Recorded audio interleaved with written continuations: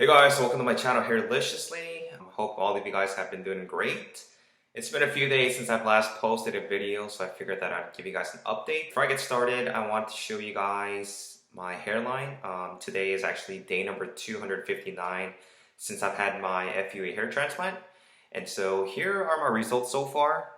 Here's the front of the hairline. This is the left side. And the right side. Now it's nighttime, as you guys can see from the window outside. So you guys won't really see the hairline up close in bright light. But I mean, overall, it looks pretty good so far. In a couple weeks, I'm gonna be hitting my 10-month mark, so I'm slowly approaching my 1-year mark. So I'm really excited about that. But as of now, the hairline is still strong. And just everything is just really doing a good job of just keeping up and blending in with the rest of the hairs. I don't know why on camera it looks a little bit red on the hairline area, but in person it's not really red. There's actually no redness, and so far so good. Pretty pleased with my results. I am still looking for another hair transplant doctor to do a touch-up. If you guys have been following my video, I wanted to lower the hairline about 1 centimeter and then add in more density because, you know, for the most part, your first hair transplant, you're not going to get the density that you really want. And so, you know, at the very least, you would have to get a second hair transplant to kind of fill in the areas with more hair so they can get more of a natural looking density or hairline. So in today's video, I want to talk about the topic of why you should not shave your head after your very first hair transplant. For a lot of men who are suffering from hair loss, they either tend to shave off their head since the shaved look is more attractive than the visibly balding appearance. And the funny thing is a study was actually done that showed guys with shaved heads are seen as 13% stronger, taller, and having greater leadership potential than guys with a full head of hair or thinning hair. There's something about a shaved head that really portrays a symbol of aggression and masculinity and toughness, and this can be seen in, you know, Hollywood's leading action stars such as Bruce Willis. We have Dwayne Johnson, The Rock, you know, Vin Diesel, Jason Statham, and many more. In my personal experience, I've always wanted to shave my head. But before my hair transplant, I was overly conscious of my big forehead and my receding hairline.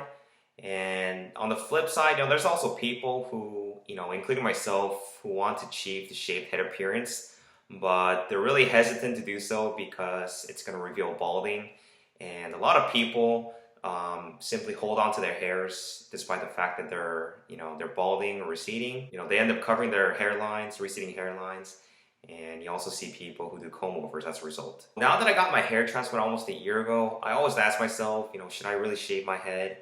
And I did think a few times of actually going through with it. And honestly, it looked good when I first got my hair transplant because I had to end up shaving my head shortly after. But having gone through this whole hair transplant journey, I kind of look back and realized that I wouldn't really recommend anybody to shave their heads after their first hair transplant. Number one reason why I wouldn't recommend anybody to shave their head after, you know, a few months after their hair transplant is because first off, the density's not there. There's a lot of doctors who do dense pack the hairline and different areas in the scalp, but most doctors that I've researched seem to recreate an illusion of a full set of hair, which means that you want to achieve at least a 50% density of the hair in compared to non-balding areas. So from another person's perspective, not knowing that a certain person has had a hair transplant done, a 50% density of the original density of a non-balding scalp is going to create an illusion of a full set of hair. So once you shave it off, it's actually easy to tell that a person does not have full density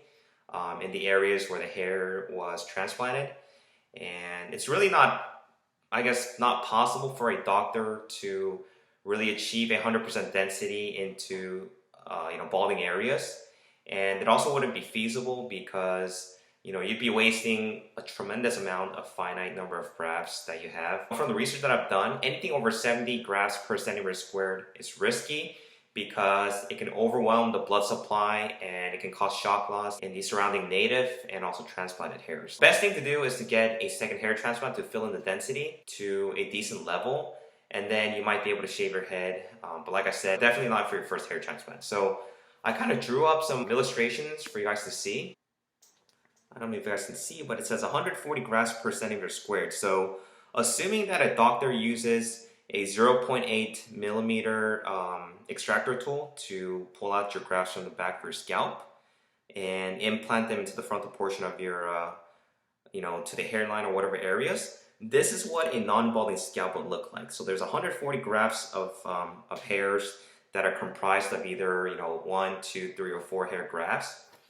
And as you guys can see, this is not obviously up to scale, but there's a lot of hairs that is within the square.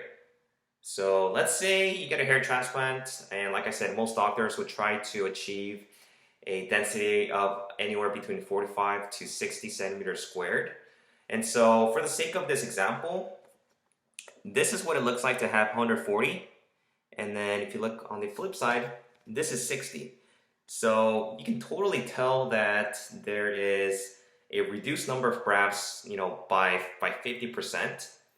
And if you do end up shaving your head, this is what it's going to look like compared to the rest of the areas where it's not balding.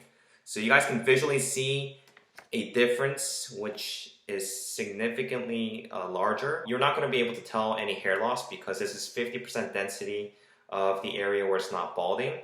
But let me show you guys what it looks like to have 45 grafts per centimeter squared.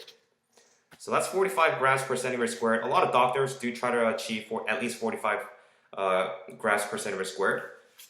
And this right here is 140. So this is the non-balding area and this is the balding area. So if you end up shaving your head and you have an area that looks like this, and right behind it you have something that looks like that, you're obviously going to be able to tell and see the difference. And that's why I don't recommend that you guys end up shaving your head after the first hair transplant. So what you can do is, when your first hair transplant looks like that, you can go back and fill in density to, maybe 60 or 65. And it's gonna create that illusion of a full set of hair. And it's gonna be closer to, it's not gonna be closer to the original hairline, the grafts, but it's gonna be a lot higher than what your original hairline or whatever the number of grafts on your scalp would be. The second reason why I wouldn't recommend you guys to shaving your head after your first hair transplant is because the donor area scars are going to be visible for the most part. Obviously, if you had an FUT, it's no-brainer not to shave your hair down to like a 1 or a 0 because you're going to have this big linear scar in the back of your scalp. Same thing with an FUE, although it's going to depend on the doctor's skill, the punch size that was used, and your wound healing capacity, but the scars are going to vary in size depending on each person. And the thing is, no hair transplant is going to leave anybody without any scars. From my own personal experience, if I were to use a number 1 clipper, it actually does a good job of kind of disguising my FUE scars. But if I were to use a number 0 clipper, then you guys will totally be able to totally see the tiny FUE scars that I have on the back of my scalp. The other thing is, some people actually might even have scars on the recipient area in the frontal hairline because the doctor ended up using a bigger sized punch to implant the grafts. So that's also something to take into consideration. But if you guys go to a good doctor, you guys wouldn't have any issues as far as the scars in the recipient area. But like I said, for the donor area, there's always going to be scars that are going to be visible depending on how short you cut your hair. So in conclusion, most people, like I said, are going to need a second hair transplant to receive the density that they feel is adequate to blend in with the rest of the hairs on the scalp. So if you ever do consider shaving your head, make sure that you have sufficient density, since most hair transplant doctors only try to create an illusion of a full set of hair, which means that they might, get you to 50% density. The moment you shave it, it's like I said from the illustration, it's gonna look something like this, where you're gonna be able to tell that, this one here doesn't have enough density compared to the hairs where it's actually not prone to male pattern baldness. And so there might be a big visual difference in the density of the hair transplant area versus a non-balding area. Please take that into consideration. That's why for me right now, I'm not gonna shave my head because, as you guys can see, even in the frontal hairline, obviously it's not going to be as dense as some of the other areas, like the crown or the back of the scalp. But if I were to shave it, it would still look like I'm thinning because even now the density is not as high. And so I would really recommend the second hair transplant if you guys are not very satisfied with the density of your first hair transplant. Don't shave your head, especially if you don't have sufficient density. I hope this video has somewhat been educational. Thanks for watching, guys. Thanks for all of your support. And make sure to subscribe. If you guys have any questions, leave some comments. And I do a good job of reading through all of the comments, and I try to answer them in a timely manner. And so stay tuned for my next video, and I'll talk to you guys soon. Take care.